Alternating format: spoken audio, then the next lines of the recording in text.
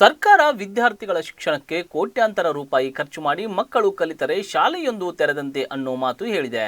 ಆದರೆ ಹುಕ್ಕೇರಿ ತಾಲೂಕಿನ ಯಮಕನಮರಡಿ ಹೋಬಳಿಯ ಕಾಟಬಳ್ಳಿಯ ಹತ್ತಿರ ವಿದ್ಯಾರ್ಥಿಗಳಿಗೆ ಸಮರ್ಪಕ ಬಸ್ ವ್ಯವಸ್ಥೆ ಇಲ್ಲದೆ ಪರದಾಡುವಂತಾಗಿದೆ. ವಿದ್ಯಾರ್ಥಿಗಳು ಶಾಲೆಗೆ ಬರಬೇಕಾದರೆ ಕಷ್ಟ ಅಷ್ಟಿಷ್ಟಲ್ಲ, ಸಂಬಂಧಿಸಿದ ಇಲಾಖೆಯ ದಿವ್ಯ ನಿರ್ಲಕ್ಷ್ಯ ಇಲ್ಲಿ ಎದ್ದು ಕಾಣುತ್ತಿದೆ ಎಂದರೆ ತಪ್ಪಾಗಲಾರದು. ಈ ಬಗ್ಗೆ ನಮ್ಮ ಸತ್ಯಂ ಟಿವಿ ವಾಹಿನಿಯಿಂದ ಒಂದು ವರದಿ ಇಲ್ಲಿದೆ ನೋಡಿ. ಗೂಡ್ಸ್ ಟೆಂಪೋ ಖಾಸಗಿ ವಾಹನಗಳಲ್ಲಿ ಕುರಿ, ಮೇಕೆ, ಆಡುಗಳನ್ನು ಯಾವ ರೀತಿ ಸಾಗಿಸುತ್ತಾರೆ ಎಂಬುದನ್ನು ನೀವು ನೋಡಿದ್ದೀರಿ. ದಿನಾಲೂ ಗೂಡ್ಸ್ ವಾಹನದಲ್ಲಿ ಮಕ್ಕಳು ಶಾಲೆಗೆ ಹೋಗುವ ಮಕ್ಕಳನ್ನು ಗೂಡ್ಸ್ ವಾಹನದಿಂದ ಕೆಳಗಿಳಿಸುವುದನ್ನ ನೋಡಿದ್ದೀರಾ. ರಾಷ್ಟ್ರೀಯ ಹೆದ್ದಾರಿ NH4 ಹತ್ತಿರ ಕಾಟಬಳ್ಳಿ ಗ್ರಾಮದ ಬಳಿ ಮಕ್ಕಳನ್ನ ಗೂಡ್ಸ್ ವಾಹನದಲ್ಲಿ ಕರೆದೊಯ್ಯುತ್ತಿರುವ ದೃಶ್ಯವನ್ನೊಮ್ಮೆ ನೋಡಿ.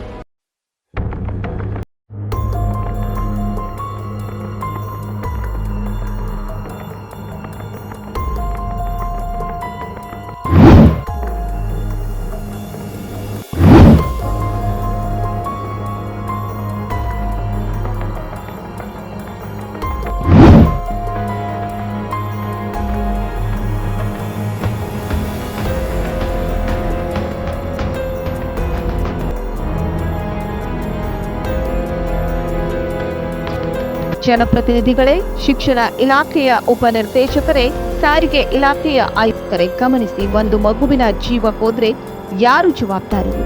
ಮಕ್ಕಳ ಜೀವಕ್ಕೆ ಏನಾದರೂ ಹಾನಿಯಾದ್ರೆ ಯಾರು ಹೊಣೆ? ಮಕ್ಕಳ ಪ್ರಾಣಕ್ಕೆ ಬೆಲೆನೇ ಇಲ್ವೇ? ಇದಕ್ಕೆ ಯಾರು ಹೊಣೆಗಾರರು? ಟೆಂಪೋ ಖಾಸಗಿ ವಾಹನ ಸರಕು ಸಾಗಾಣಿಕೆ ಮಾತ್ರ ಪರವಾನಿಗೆ ಇದೆ, ಆದರೆ ಮಕ್ಕಳನ್ನ ಗೂಡ್ಸ್ ವಾಹನದಲ್ಲಿ ಕರೆತರುವುದು ಯಾರು ಪರವಾನಿಗೆ ನೀಡಿದ್ದು? ಇದಕ್ಕೆ ಯಾರು ಜವಾಬ್ದಾರರು? ಪ್ರತಿದಿನ ಬೆಳಗಾದ್ರೆ ಸಾಕು ಶಾಲಾ ಕಾಲೇಜು ಅಂತ ಹೋಗ್ಬೇಕಾಗುತ್ತೆ. ಬಸ್ ಬರುವುದೆಂದು ಕಾದು ಕುಳಿತ ಮಕ್ಕಳು ಬಸ್ ಸೌಲಭ್ಯ ಕೊಡಿಸಿ ಎಂದು ಕೇಳುವ ಮಕ್ಕಳು ಆಗೊಮ್ಮೆ ಈಗೊಮ್ಮೆ ಬರುವ ಒಂದು ಬಸ್ಸು, ಅದರಲ್ಲೂ ಅವರನ್ನ ಹತ್ತಿಸಿಕೊಳ್ಳುವುದಿಲ್ಲ. ಈ ರೀತಿ ಗೋಗರೆದ ಮಕ್ಕಳು ಶಿಕ್ಷಣದಿಂದ ಎಷ್ಟೋ ಮಕ್ಕಳು ವಂಚಿತರಾಗುತ್ತಿದ್ದಾರೆ. ದಿನಂಪ್ರತಿ 100ಕ್ಕೂ ಹೆಚ್ಚು ವಿದ್ಯಾರ್ಥಿಗಳು ರಾಷ್ಟ್ರೀಯ ಹೆದ್ದಾರಿ ಹತ್ತಿರದ ಕಾಟಬಳ್ಳಿಯಿಂದ ಯಮಕನಮರಡಿ ಶಾಲೆಗೆ ಗೂಡ್ಸ್ ಟೆಂಪೋಗಳಲ್ಲೇ ಬರುತ್ತಿದ್ದಾರೆ. ಇದನ್ನ ನೋಡಿದರೆ ಜನಪ್ರತಿನಿಧಿಗಳು ಮತ್ತು ಶಿಕ್ಷಣ ಇಲಾಖೆಯ ಉಪನಿರ್ದೇಶಕರು ಹಾಗೂ ಸಾರಿಗೆ ಇಲಾಖೆಯ ದುರ್ವ್ಯವಸ್ಥೆ ಎನಿಸುತ್ತದೆ. ಹಾಗೆಂದ್ರೂ ತಪ್ಪಾಗಲಾರದು. ಸರ್ಕಾರ ವಿದ್ಯಾರ್ಥಿಗಳ ಶಿಕ್ಷಣಕ್ಕೆ ಕೋಟ್ಯಾಂತರ ರೂಪಾಯಿ ಖರ್ಚು ಮಾಡಿ ಮಕ್ಕಳು ಕಲಿತರೆ ಶಾಲೆಯೊಂದು ತೆರೆದಂತೆ ಅನ್ನೋ ಮಾತನ್ನ ಹೇಳಿದೆ. ಆದ್ರೆ ಹುಕ್ಕೇರಿ ತಾಲೂಕಿನ ಯಮಕನಮರಡಿ ಹೋಬಳಿಯ ಕಾಟಬಳ್ಳಿಯ ವಿದ್ಯಾರ್ಥಿಗಳು ಶಾಲೆಗೆ ಬರಬೇಕಾದ್ರೆ ಕಷ್ಟ ಅಷ್ಟಿಷ್ಟಲ್ಲ. ಅಧಿಕಾರಿಗಳೇ ಸ್ವಲ್ಪ ಇತ್ತ ಕಡೆ ನೋಡಿ. ಹುಕ್ಕೇರಿ ತಾಲೂಕಿನ ಯಮಕನಮರಡಿ ಹೋಬಳಿಯ ಕಾಟಬಳ್ಳಿಯ 100ಕ್ಕೂ ಹೆಚ್ಚು ವಿದ್ಯಾರ್ಥಿಗಳು ಯಮಕನಮರಡಿಗೆ ದಿನನಿತ್ಯ ಶಾಲೆಗೆ ಬರಬೇಕಾದ್ರೆ ಸಮರ್ಪಕ ಬಸ್ ವ್ಯವಸ್ಥೆನೇ ಇಲ್ಲದೆ ಪರದಾಡುವಂತಾಗಿದೆ.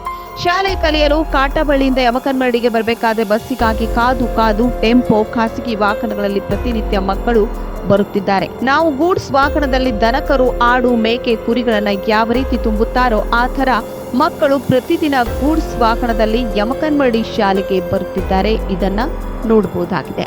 ಅಧಿಕಾರಿಗಳೇ, ನಿಮಗೆ ಕಣ್ಣುಗಳು ಕಾಣುತ್ತಿಲ್ಲವೇ? ನೋಡಿಯೂ ನೋಡದ ಹಾಗೆ ಇದ್ದೀರಾ. ಮಕ್ಕಳ ಗೋಳು, ಪ್ರತಿದಿನ ಕಷ್ಟ, ನೋವು ನೋಡಿ ಇನ್ನಾದ್ರೂ ಶಾಲೆ ಕಲಿಯುವ ಮಕ್ಕಳಿಗೆ ಅನುಕೂಲ ಮಾಡಿಕೊಡಿ. ಶಿಕ್ಷಣ ಪಡೆಯುವ ಮಕ್ಕಳ ಗೋಳು, ನಮಗೆ ಬಸ್ ಕೈ ಮಾಡಿದರೂ ನಿಲ್ಲಿಸುತ್ತಿಲ್ಲ, ನಮ್ಮನ್ನು ಹತ್ತಿಸಿಕೊಳ್ಳುತ್ತಿಲ್ಲ, ಇನ್ನಾದ್ರೂ ಬಸ್ ಸೌಲಭ್ಯ ಮಾಡಿಕೊಡಿ ಎಂದು ವಿದ್ಯಾರ್ಥಿಗಳು ಅಳಲು ತೋಡಿಕೊಂಡಿದ್ದಾರೆ. ಕರ್ನಾಟಕ ಸಾರಿಗೆ ಇಲಾಖೆ ಉತ್ತಮ ಸಾರಿಗೆ ವ್ಯವಸ್ಥೆ ಎಂದು ಪ್ರತಿ ವರ್ಷ ಪ್ರಶಸ್ತಿ ಬರುವುದರಲ್ಲೇ ಮುಗಿದು ಹೋಗಿರುತ್ತದೆ. ಎಲ್ಲಿ ಯಾವಾಗ ಸಾರಿಗೆ ಇಲಾಖೆ ವಿದ್ಯಾರ್ಥಿಗಳಿಗೆ ಎಷ್ಟು ಉತ್ತಮವಾಗಿ ಸ್ಪಂದಿಸುತ್ತಿದೆ, KSRTC ಅಧಿಕಾರಿಗಳು ಇತ್ತ ಗಮನವನ್ನ ಯಾವ ರೀತಿ ಕೊಡುತ್ತಿದ್ದಾರೆ, ಯಾವ ರೀತಿ ನಿರ್ಲಕ್ಷ್ಯವನ್ನ ತೋರಿಸುತ್ತಿದ್ದಾರೆ ಎಂಬುದನ್ನ ನೋಡಬಹುದಾಗಿದೆ. ಇನ್ನಾದ್ರೂ ಸಾರಿಗೆ ಇಲಾಖೆಯವರು ವಿದ್ಯಾರ್ಥಿಗಳಿಗೆ ಸಮರ್ಪಕ ಬಸ್ ವ್ಯವಸ್ಥೆ ಮಾಡಿಸಿಕೊಡಬೇಕೆಂದು ಸಾರ್ವಜನಿಕರು ಒತ್ತಾಯಿಸಿದ್ದಾರೆ. ನಾವು ಕಾಟಬಳ್ಳಿಯಿಂದ ಬರೋದು ಮತ್ತೆ ನಮ್ಗೆ ಬಸ್ ಸವಲತ್ತು ಇಲ್ರಿ. ಮತ್ತೆ ರಾತ್ರಿ ನೀವು ಬಸ್ ಸವಲತ್ತು ಮಾಡ್ಕೊಡ್ರಿ. ಮತ್ತೆ ನಾವು ಟೆಂಪೋ ಹುಡ್ಕೊಂಡ ಮತ್ತೆ ಗಾಡಿ ಹುಡ್ಕೊಂಡ್ ಬರೋದಾಗೈತಿ. ನಮ್ಮ ಬಸ್ ಸವಲತ್ತು ಮಾಡ್ಕೊಡ್ರಿ. ಡೈಲಿ ಬರ್ತೀರಲ್ಲ? ಹಾಂ, ಡೈಲಿನ ಬರೋದು. ಟೆಂಪೋ ಹುಡ್ಕೊಂಡು ಹಿಂಗೆಲ್ಲ ಬರೋದಾಗೈತಿ. ರಾತ್ರಿ ಬಸ್ ಸವಲತ್ತು ಮಾಡ್ಕೊಡ್ರಿ.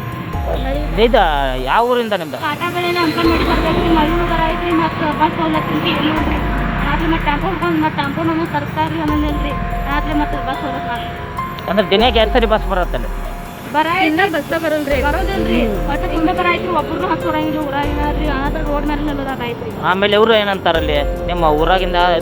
ಅವ್ರು ಏನು ಅನ್ನಂಗಿಲ್ಲ ರೀ. ಒಟ್ಟ ನಿಮ್ದು ಎಷ್ಟು ಜನ ಬರ್ತಿದ್ದೆ ಇಲ್ಲಿ ನಿಮ್ಮ ಊರಿಂದ? ಬರ್ತೀವಿ. ಡೈಲಿ 100 ಜನ ಸ್ಕೂಲಿಗೆ ಬರ್ತೀರಿ, ಕಟ್ಟಾಬಳ್ಳಿಯಿಂದ ಇಲ್ಲಿ ಮಾಡ ಬರ್ತೀರೇನ್ರಿ? ರವಿ ಜೊತೆ ರಾಮಗೌಡ ಪಾಟೀಲ್, ಸತ್ಯಂ ನ್ಯೂಸ್, ಬೆಳಗಾವಿ. ವೀಕ್ಷಕರೇ, ನಮ್ಮ ಸತ್ಯಂ ವಾಹಿನಿಯ ಪ್ರತಿದಿನದ ಅಪ್ಡೇಟ್ ಮಾಹಿತಿಯನ್ನ ತಿಳಿದುಕೊಳ್ಳಲು ಸತ್ಯಂ ಟಿವಿ ಕನ್ನಡ ಯೂಟ್ಯೂಬ್ ಚಾನೆಲ್ಗೆ ಸಬ್ಸ್ಕ್ರೈಬ್ ಆಗಿ ಹಾಗೂ ಬೆಲ್ ಐಕಾನ್ ಅನ್ನು ಕ್ಲಿಕ್ ಮಾಡಿ.